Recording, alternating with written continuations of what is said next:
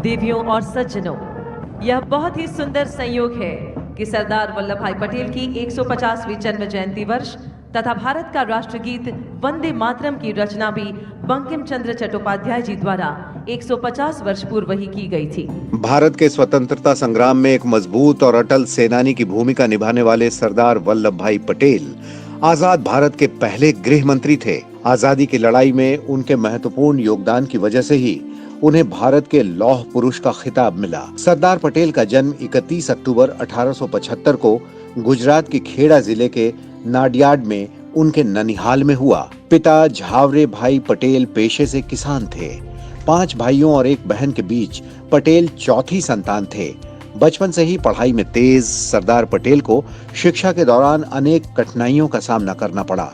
प्राथमिक शिक्षा अपने गांव करमसद से पूरी करने के बाद वे आगे की पढ़ाई के लिए पेटलाद के स्कूल में भर्ती हो गए। 1897 में 22 साल की उम्र में उन्होंने मैट्रिक की परीक्षा नाडियाड के माध्यमिक स्कूल से पास की। इसके बाद उन्होंने वकालत की पढ़ाई की और गोधरा में वकालत शुरू कर दी। 1902 में वो बोरसद में वकालत करने लगे। वहां वे फौजदारी मुकदमे में काफी कामयाब हुए, जिसके कारण उन्हें अच्छी खासी शोहरत मिली। 1893 में 18 साल की उम्र में वल्लभ भाई का विवाह झावेरबा से हुआ। बैरिस्टर की पढ़ाई के लिए वल्लभ भाई पटेल जुलाई 1910 में इंग्लैंड चले गए। वहां मिडिल टेम्पल में लॉ की पढ़ाई में दाखिला ले लिया। वहां कॉलेज में उन्होंने टॉप किया। 1913 में पटेल भारत वापस लौट आए और जल्द ही देश के मशहूर क्रिमिनल वकील बन गए। वल्लभ भाई ने सबसे पहले अपने स्थानीय क्षेत्रों में शराब, छुआछूत और नारियों के अत्याचार के खिलाफ लड़ाई लड़ी। स्वतंत्रता आंदोलन में वल्लभ भाई पटेल का सबसे पहला और बड़ा योगदान खेड़ा आंदोलन में हुआ। ये सरदार पटेल की पहली बड़ी सफलता थी। 1922 में बोरसद में सत्याग्रह में उन्होंने हदिया कर को खत्म कराया। 1928 में बारदोली सत्याग्रह हुआ और इसके बाद पटेल का नाम पूरे देश में फैल गया। इस आंदोलन की सफलता के कारण वल्लभ भाई पटेल को सरदार की उपाधि से नवाजा गया, जो आगे चलकर उनकी पहचान बन गया। महात्मा गांधी की अहिंसा की नीति ने उन्हें बहुत ज्यादा प्रभावित किया। गांधी जी की नीतियों और आदर्शों से प्रेरित होकर सरदार पटेल स्वतंत्रता संघर्ष में शामिल हो गए और जब एक बार स्वाधीनता आंदोलन से जुड़े, उसके बाद तो उन्होंने आजादी के सभी प्रमुख आंदोलनों में सक्रिय रूप से भागीदारी की। 15 अगस्त 1947 को देश तो आजाद हुआ, लेकिन चुनौतियां खत्म नहीं हुई थी। सरदार वल्लभ भाई पटेल ने अपनी दूरदर्शिता और सूझबूझ से बिना किसी खून खराबे के देसी रियासतों को राष्ट्रीय एकीकरण के लिए बाध्य किया।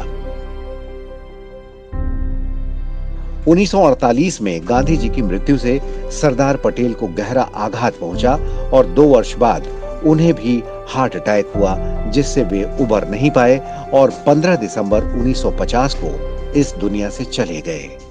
1991 में सरदार वल्लभ भाई पटेल को मरणोपरांत भारत रत्न से नवाजा गया। सरदार पटेल ने अपने मजबूत इरादों से देश एक किया और सुनिश्चित किया कि इसकी अखंडता पर कोई आंच न आए। इसीलिए उनके जन्मदिन को हम राष्ट्रीय एकता दिवस के रूप में भी मनाते हैं।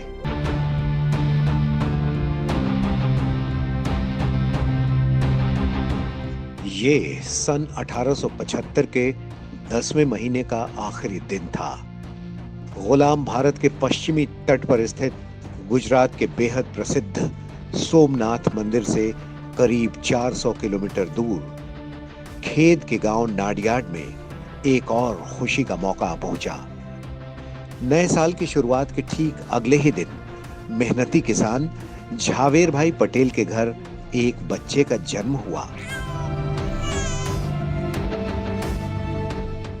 इस बच्चे का नाम वल्लभ रखा गया, वल्लभ भाई जावर भाई पटेल।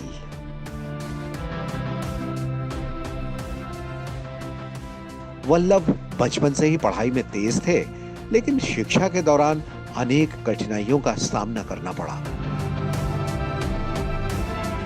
प्राथमिक शिक्षा अपने गांव करमसद से पूरी करने के बाद वे आगे की पढ़ाई के लिए पेटलाद के स्कूल में भर्ती हो गए।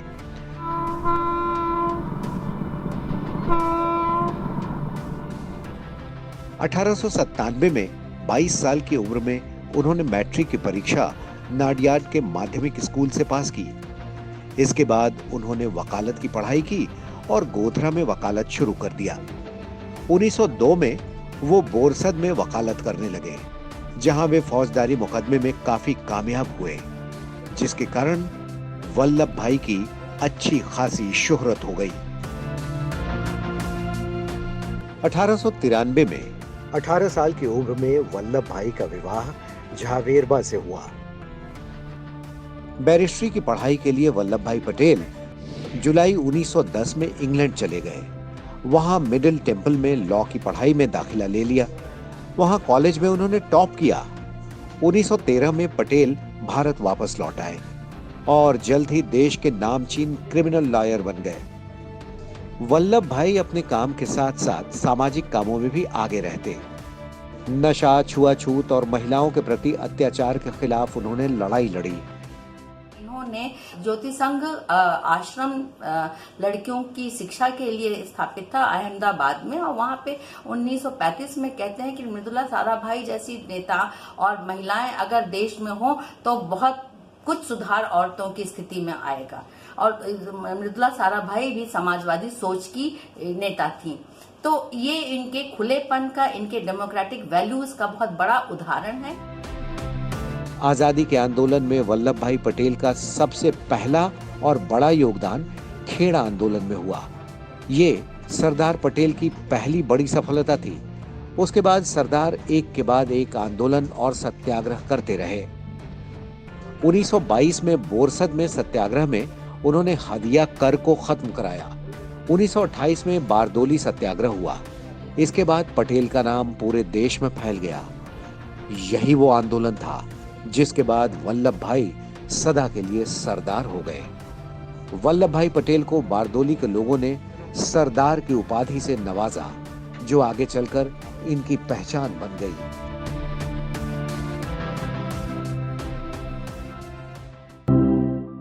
उन्नीस 1917 का सावन गुजरात के किसानों के लिए मुसीबत बनकर आया। इस साल बहुत ज्यादा बारिश हुई। लगातार बारिश से बाढ़ के हालात बेकाबू होते चले गए। खेतों में पानी जमा होने से किसानों की फसलें बर्बाद हो गईं। खेड़ा जिले के आसपास खाद्यान्न और पशुओं के चारे की भारी दिक्कत हो गई। इंसान और जानवरों के लिए भुखमरी के हालात बन गए।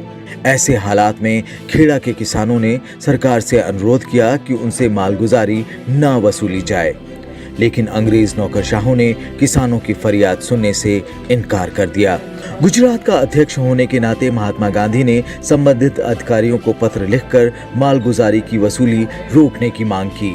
जब कोई जवाब नहीं मिला तो गांधी जी ने खेड़ा जिले के किसानों को सत्याग्रह की सलाह दी और शपथ दिलाई कि कोई भी किसान बकाया मालगुजारी नहीं देगा। गांधी जी के आह्वान पर सरदार वल्लभ भाई पटेल वकालत छोड़कर आंदोलन में कूद पड़े। उनके बड़े भाई विट्ठल भाई पटेल के अलावा शंकरलाल बैंकर, अनसुईया बहन, इंदुलाल याज्ञिक और महादेव देसाई जैसे नेता गांव-गांव जाकर किसानों को जागृत करने में लग गए। उन्होंने किसानों में सरकारी अफसरों से न डरने का साहस जगाया। सरकार ने आंदोलन दबाने की भरपूर कोशिशें की, लेकिन असफल रही। आखिरकार अंग्रेज सरकार को समझौता करना पड़ा। खेड़ा आंदोलन ने सरदार पटेल की जिंदगी बदल दी। इसके बाद वो पूरी तरह महात्मा गांधी और स्वतंत्रता आंदोलन के प्रति समर्पित हो गए। उन्होंने विदेशी कपड़ों का त्याग कर खादी पहनना शुरू कर दिया।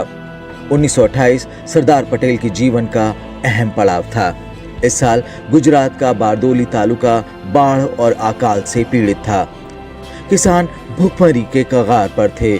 ऐसे में ब्रिटिश शासकों ने सालाना लगान 30% तक बढ़ाने का फरमान सुना दिया।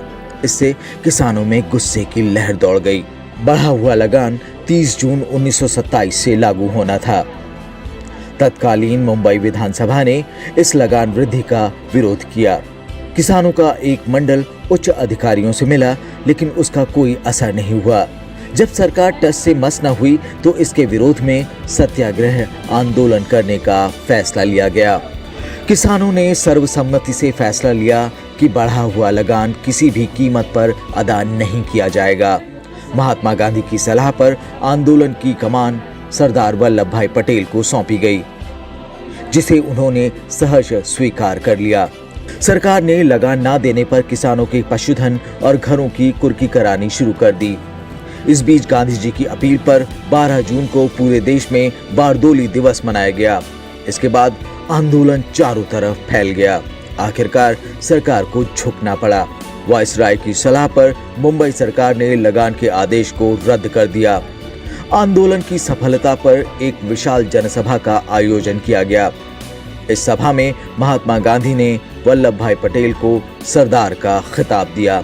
इसके बाद वल्लभ भाई पटेल सरदार पटेल बन गए। शुरुआत से ही गुजरात के रहने वाले लंदन से वकालत करके लौटे 6 साल उम्र में बड़े मोहनदास करमचंद गांधी की अहिंसा की नीति ने वल्लभ भाई पटेल को बहुत ज्यादा प्रभावित किया। इसके बाद वो आजादी के सभी प्रमुख आंदोलनों में शिरकत करने लगे। 15 अगस्त 1947 को देश आजाद तो हुआ, लेकिन चुनौतियां खत्म नहीं हुई थी। उस वक्त देश के सामने सबसे बड़ी चुनौती 550 से ज्यादा देशी रियासतों को भारत में मिलाना था। सरदार वल्लभ भाई पटेल ने अपनी दूरदर्शिता और सूझबूझ से बिना किसी खून खराबे के देशी रियासतों को राष्ट्रीय एकीकरण के लिए बाध्य किया और 560 रियासतें भारत में आ मिली। सरदार वल्लभ भाई पटेल शुरुआती दिनों में राजनीति में अधिक रुचि नहीं लेते थे। एक वक्त पर गांधी जी के विचार से भी वो अधिक प्रभावित नहीं थे, लेकिन उनके जीवन में निर्णायक मोड़ भी गांधी के चलते ही आया। उसके बाद स्वतंत्रता संग्राम में पटेल ने बेहद अहम भूमिका निभाई। सरदार पटेल ने साल 1917 में अहमदाबाद में सफाई कमिश्नर का चुनाव जीता। इसके बाद स्थानीय निकाय के मुद्दों पर अंग्रेजों से लगातार उनकी बहस होती रही। कई मामलों पर वो अंग्रेजी नियमों के खिलाफ भी रहे और उन्होंने इसके खिलाफ आवाज भी उठाई, लेकिन इसके बावजूद सक्रिय राजनीति या फिर आजादी की लड़ाई में उन्होंने उस समय तक बहुत ज्यादा रुचि नहीं दिखाई। लेकिन अक्टूबर 1917 में ही उनकी मुलाकात महात्मा गांधी से हुई और इसके बाद पटेल का जीवन हमेशा के लिए बदल गया। वो न केवल आजादी की लड़ाई में कूद पड़े, बल्कि उन्होंने कई मौकों पर इसमें बेहद अहम भूमिका भी निभाई। भारतीय राष्ट्रीय कांग्रेस की गुजरात इकाई में उन्हें सचिव चुना गया। वो महात्मा गांधी के स्वराज के प्रचार में जुट गए। अगले ही साल उनकी अगुवाई में खेड़ा के किसानों का ऐतिहासिक सत्याग्रह शुरू हुआ। सरदार पटेल ने किसानों से कहा कि वे अंग्रेजों को लगान न दें। यह वही दौर था जब देश में आजादी की लड़ाई का विचार एक नई अंगड़ाई ले रहा था। इसी समय महात्मा गांधी ने अंग्रेजों के खिलाफ असहयोग आंदोलन की शुरुआत की, तो सरदार वल्लभ भाई पटेल जी जान से इसे सफल बनाने में जुट गए। उन्होंने भी लंदन की पढ़ाई और वकील का पेशा होने के बावजूद अपनी पश्चिमी पोशाक को उतार फेंका और हमेशा के लिए खादी को अपना लिया।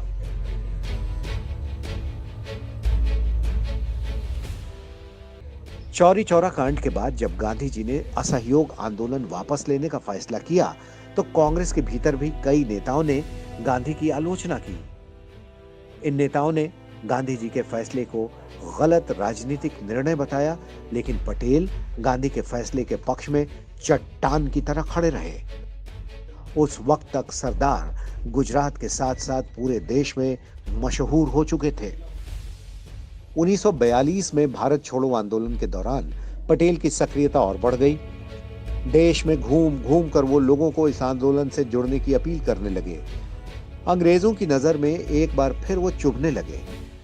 कुछ ही दिनों बाद अन्य राष्ट्रीय नेताओं के साथ भी उन्हें गिरफ्तार कर लिया गया और अहमदनगर के किले में उन्हें बंदी बनाकर रखा गया।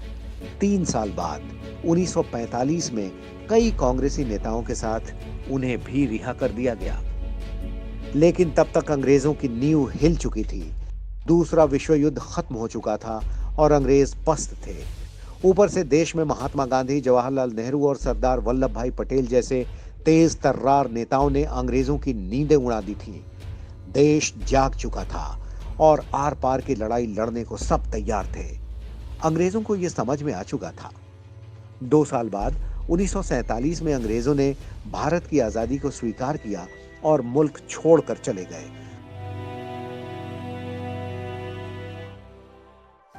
आजादी के बाद सबसे बड़ी चुनौती थी भारत को एक रखने की। पाकिस्तान अलग देश बन चुका था। देशी रियासतों के पास विकल्प था कि वो भारत या पाकिस्तान में से किसी एक का साथ चुने या फिर दोनों से अलग रहें। देशी राजाओं को मनाने और भारत को साथ लाने में सरदार वल्लभ भाई पटेल ने अहम भूमिका निभाई। 15 अगस्त 1947 को भारत अंग्रेजी शासन से मुक्त हुआ, लेकिन यह आजादी बिना शर्त नहीं मिली थी। देश को बंटवारे का जहर पीना पड़ा। 14 अगस्त 1947 को दुनिया के नक्शे पर एक नए देश पाकिस्तान का जन्म हुआ। विभाजन के नियम अंग्रेजों ने तय किए। अंग्रेज प्रशासित राज्य दोनों देशों के बीच मजहबी आधार पर बांटे गए। बंटवारा सिर्फ जमीन का नहीं हुआ था, आबादी भी धार्मिक आधार पर बंट रही थी। देश सांप्रदायिकता की आग में जल रहा था, लेकिन असली मसला देशी रियासतों का था। आजादी के समय देश में कुल 565 रियासतें थीं। माउंटबेटन प्लान के तहत राजा और रजवाड़ों को दोनों देशों में से किसी एक को चुनने या अलग रहने का विकल्प था। बतौर गृह मंत्री सरदार पटेल पर लोगों की सुरक्षा और देश को एक रखने की दोहरी जिम्मेदारी थी। कुछ महाराजा जागरूक और देशभक्त थे, लेकिन उनमें कई ऐसे भी थे जो अंग्रेजों के जाने के बाद स्वतंत्र शासक बनने का ख्वाब देख रहे थे। सरदार पटेल ने राजाओं और नवाबों से देशभक्ति की भावना दिखाने का आह्वान किया। उन्होंने कहा कि देशी राजा भारत की आजादी से जुड़ें और ऐसे जिम्मेदार शासक के तरह बर्ताव करें जो सिर्फ अपनी प्रजा के भविष्य की चिंता करते हैं। उन्होंने स्पष्ट कर दिया कि देशी राजाओं का अलग राज्य बनाने का सपना असंभव है और भारतीय गणतंत्र का हिस्सा बनने में ही उनकी भलाई है। सरदार पटेल स्पष्ट बात करने वाले आदमी थे और इसलिए जितने भी प्रिंसली स्टेट्स थे उनके साथ ये डील करना इनके लिए आसान हो गया, क्योंकि लोग इनकी बात पर विश्वास करते थे और असहमत होते हुए भी, उनसे डिफर करते हुए भी उनकी बातों को वो मान देते थे और जो टर्म सरदार पटेल रखते थे उसको एक्सेप्ट किया। 5 जुलाई 1947 को सरदार पटेल ने रियासतों के प्रति आजाद भारत सरकार की नीति को स्पष्ट करते हुए कहा कि रियासतों को 3 विषयों सुरक्षा, विदेश तथा संचार व्यवस्था के आधार पर भारतीय संघ में शामिल किया जाएगा। कई रियासतों ने भारत सरकार की बात मानी और 15 अगस्त आने से पहले ही विलय पत्र पर दस्तखत कर दिए। कुछ राजाओं ने थोड़ी सी नानुकुर की, लेकिन कोई विकल्प न होने पर विलय की बात माननी ही पड़ी। लेकिन तमाम कोशिशों के बावजूद हैदराबाद, जूनागढ़, भोपाल और कश्मीर भारत का हिस्सा बनने को तैयार न थे। जूनागढ़ ने पाकिस्तान में मिलने की घोषणा की, जबकि कश्मीर के महाराजा हरि सिंह ने अलग देश बनाने की बात कही। 5 सितंबर 1947 को जूनागढ़ के नवाब मोहम्मद महाबत खानजी ने पाकिस्तान के साथ विलय पत्र पर दस्तखत कर दिए। सरदार पटेल ने नवाब से अपना फैसला बदलने को कहा, लेकिन नवाब नहीं माना। इस बीच जूनागढ़ के लोगों ने नवाब के खिलाफ विद्रोह कर दिया। बढ़ते विरोध के बीच नवाब को पाकिस्तान भागना पड़ा और जूनागढ़ भारत में मिला लिया गया। इधर निजाम ने हैदराबाद को आजाद देश घोषित कर दिया। भारत ने निजाम से अपना फैसला बदलने की अपील की। जून 1948 में माउंटबेटन ने हैदराबाद को भारत से समझौता करने की सलाह दी। प्रस्ताव के तहत हैदराबाद भारत की प्रभुता के अधीन एक स्वायत्त राष्ट्र का दर्जा पा सकता था, लेकिन निजाम नहीं माना। इस बीच हैदराबाद में सांप्रदायिक दंगे शुरू हो गए। भारत ने हैदराबाद में सेना भेजने का फैसला किया। 13 सितंबर 1948 को भारत और हैदराबाद के बीच लड़ाई शुरू हुई। 18 सितंबर को निजाम की सेना ने आत्मसमर्पण कर दिया। इधर कश्मीर में पाकिस्तानी सेना के जवान और कबायली घुस आए। महाराजा हरि सिंह ने भारत से मदद मांगी। भारत ने विलय पत्र पर दस्तखत किए बिना मदद भेजने से इनकार कर दिया। और आखिरकार 26 अक्टूबर 1947 को महाराजा हरि सिंह ने विलय के कागजात पर दस्तखत कर दिए। मार्च 1948 में नवाब हमीदुल्लाह ने भोपाल के स्वतंत्र रहने की घोषणा की और मई में एक मंत्रिमंडल भी घोषित कर दिया, लेकिन भोपाल की जनता ने इसका विरोध किया। 29 जनवरी 1949 को नवाब ने मंत्रिमंडल बर्खास्त कर दिया।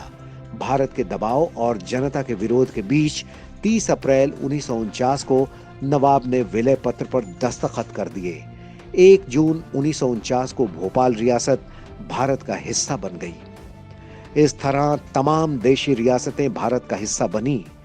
1948 में गांधी जी की मृत्यु से सरदार पटेल को गहरा आघात पहुंचा और 2 वर्ष बाद ही उन्हें हार्ट अटैक हुआ, जिससे वे उबर नहीं पाए और 15 दिसंबर 1950 को वल्लभ भाई पटेल का निधन हो गया। 1991 में सरदार वल्लभ भाई पटेल को मरणोपरांत भारत रत्न से नवाजा गया।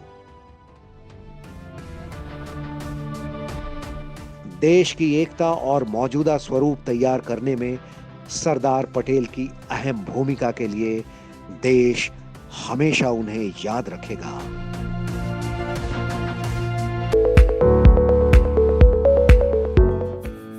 भारत के लौह पुरुष सरदार वल्लभ भाई पटेल ने देश की 560 से ज्यादा रियासतों को एकता के सूत्र में बांधकर अखंड भारत की रचना की थी। भारत के लौह पुरुष ने देश की एकता और अखंडता सुनिश्चित की। सरदार पटेल स्वतंत्र भारत की आधुनिक प्रशासनिक सेवा के संस्थापक थे। इन्हीं के सम्मान में 2014 से हर साल 31 अक्टूबर को राष्ट्रीय एकता दिवस मनाया जाता है। इस दिन सरदार पटेल के राष्ट्रीय अखंडता और एकता में योगदान को लेकर जागरूकता फैलाने के लिए देश भर में रन फॉर यूनिटी जैसे कई कार्यक्रम आयोजित किए जाते हैं। दुनिया की सबसे ऊंची प्रतिमा स्टैच्यू ऑफ यूनिटी भी लौह पुरुष सरदार वल्लभ भाई पटेल के सम्मान में ही बनाई गई है। 31 अक्टूबर 2018 को प्रधानमंत्री नरेंद्र मोदी ने इस विशालकाय प्रतिमा का अनावरण किया। सरदार पटेल की 182 मीटर की प्रतिमा स्टैच्यू ऑफ यूनिटी साधु बेट द्वीप पर बनाई गई है। ये गुजरात के नर्मदा जिले में केवड़िया में बने सरदार सरोवर बांध से करीब 3.2 किलोमीटर दक्षिण में है। ये प्रेरक स्मारक स्थल नर्मदा नदी की ओर सतपुड़ा और विंध्याचल पर्वत श्रेणी, गुरुदेश्वर से घिरी सरदार सरोवर बांध और केवड़िया शहर के बीच स्थित है। ये अहमदाबाद से करीब 200 किलोमीटर दूर है। स्टैच्यू ऑफ यूनिटी प्रधानमंत्री नरेंद्र मोदी का ड्रीम प्रोजेक्ट था। 2010 में गुजरात के मुख्यमंत्री के तौर पर नरेंद्र मोदी ने इस प्रोजेक्ट की घोषणा करते हुए कहा था कि स्टैच्यू ऑफ यूनिटी लोगों के लिए प्रेरणा स्रोत होगी। इस परियोजना का शुभारंभ 31 अक्टूबर 2013 को सरदार पटेल की जयंती के मौके पर तत्कालीन गुजरात के मुख्यमंत्री नरेंद्र मोदी ने ही किया था। उसी वक्त इस प्रतिमा के निर्माण के लिए लोहा जमा करने के मकसद से देशव्यापी अभियान की शुरुआत हुई थी। 182 मीटर ऊंची स्टैच्यू ऑफ यूनिटी की खासियत की बात करें तो इस प्रतिमा को 7 किलोमीटर दूर से देखा जा सकता है। कुल ऊंचाई आधार से लेकर शीर्ष तक की बात करें तो 240 मीटर है, जिसमें आधार तल की ऊंचाई 58 मीटर और प्रतिमा 182 मीटर ऊंची है। इस मूर्ति की भव्यता का अंदाजा इस बात से लगाया जा सकता है कि सरदार पटेल की प्रतिमा के जैकेट में टंगे बटन का व्यास ही 2.5 मीटर से ज्यादा है। इस परियोजना में 75,000 घन मीटर बजरी, 5,700 मीट्रिक टन स्टील, 18,500 लोहे की छड़ें और 22,500 मीट्रिक टन सीमेंट का इस्तेमाल किया गया। प्रतिमा के मूल ढांचे को कंक्रीट और स्टील से बनाया गया है, जबकि ऊपरी सतह में 553 कांस्य पैनल का इस्तेमाल किया गया है। ऐसे हर कांस्य पैनल में 10 से 15 माइक्रो पैनल हैं। पद्मश्री से सम्मानित मशहूर मूर्तिकार राम वानजी सुतार ने प्रतिमा का डिजाइन तैयार किया था। इस प्रतिमा के अंदर 2 लिफ्ट भी लगी हैं। इस लिफ्ट से पर्यटक सरदार पटेल की प्रतिमा के हृदय तक जाते हैं। यहाँ से बांध के अलावा नर्मदा के 17 किलोमीटर लंबे तट पर 230 हेक्टेयर में फैली फूलों की घाटी देखी जा सकती है। प्रतिमा के साथ 153 मीटर की ऊंचाई पर 200 पर्यटकों की क्षमता वाली एक दर्शक गैलरी बनाई गई है, जहां से दर्शक बांध और आसपास के वातावरण का नजारा देखते हैं। भूतल पर सरदार पटेल के जीवन पर आधारित एक प्रदर्शनी है, जहां से 2 हाई स्पीड लिफ्ट से पर्यटक दर्शक गैलरी पर जाते हैं। पटेल की जीवनी पर आधारित दृश्य श्रव्य प्रस्तुति और प्रदर्शनी हॉल दुनिया भर के पर्यटकों के लिए आकर्षण का केंद्र है। प्रतिमा को पूरा करने के लिए करीब 3400 कामगार और 250 इंजीनियर दिन रात काम में जुटे रहे। प्रतिमा का निर्माण भूकंप रोधी और जंग रोधी तकनीक से किया गया। इस पर 6.5 तीव्रता का भूकंप और 220 किलोमीटर प्रति घंटे की रफ्तार वाली हवाओं का भी असर नहीं होगा। वैसे इस प्रतिमा की ऊंचाई 182 मीटर रखने के पीछे भी एक दिलचस्प कारण है। गुजरात में विधानसभा की 182 सीटें हैं। कुल मिलाकर कहें तो ये प्रतिमा सरदार वल्लभ भाई पटेल के व्यक्तित्व की भव्यता को मूर्त रूप देने की कोशिश है, एक श्रद्धांजलि है।